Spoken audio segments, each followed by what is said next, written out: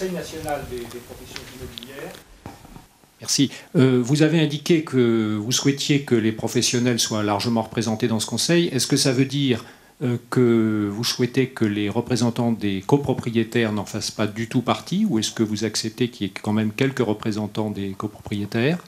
Voilà, ça c'est ma première question. Et puis j'ai une deuxième question sur ce que vous avez évoqué dans votre discours tout à l'heure à propos de l'UNIS. Vous avez évoqué peut-être des projets communs. Est-ce que vous pouvez nous en dire un petit peu plus? Bien sûr.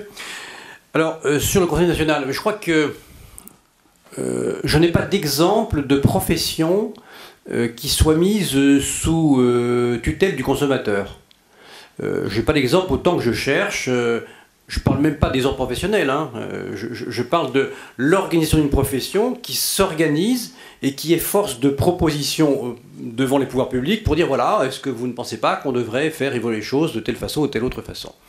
Je crois que la constitution de ce Conseil national et sa gouvernance doivent être aux mains des organisations représentatives de la profession. Voilà, très clairement.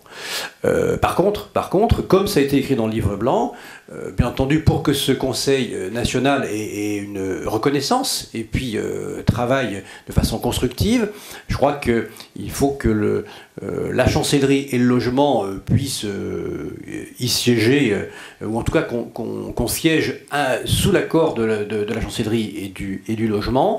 Et puis, on a néanmoins fait une ouverture. On a fait une ouverture. Dans le livre blanc, on l'avait dit, il faudrait qu'il y ait au moins une association représentative des consommateurs qui puisse être là un peu comme l'aiguillon ou qui pose des questions pour ne pas non plus que ça soit, pour que ce soit constructif et qu'on ne soit pas simplement en train de faire des propositions qui soient toujours dans le même sens. Donc voilà, on est toujours dans cet état d'esprit-là et j'ai bien cité le terme d'organisation représentative des consommateurs. C'est au-delà des seuls copropriétaires. Il y a copropriétaires, locataires, bailleurs, consommateurs, clients de nos agences immobilières, donc des organisations de consommateurs telles qu'elles existent par le Code de consommation et qui sont agréées, reconnues par tout le monde sans qu'il y ait aucune ambiguïté sur le sujet. Est-ce que vous voulez que je réponde plus précisément à la question? Ou est-ce que je suis assez clair? Je ne comprends pas bien votre distinction sur donc, les organisations de consommateurs. Oui. Donc c'est par exemple la CLCV qui était là tout à l'heure, la CGL aussi. Par exemple. Voilà, l'UNPI peut-être. Non. Non, donc pas l'UNPI et l'ARC non plus. Non.